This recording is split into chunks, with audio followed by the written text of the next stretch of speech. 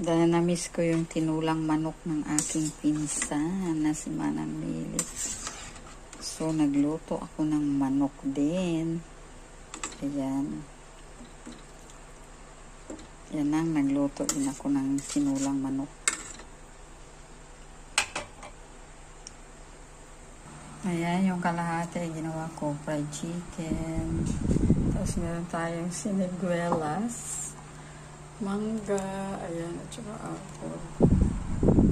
So, ayan guys, ang ating lunch, tinulang manok. Ito, pag kumulo siya, mga later atin ang patayin para hindi ma-overcook yung papaya. Papaya sa Tagalog, sa amin kapaya. Sa Bisaya.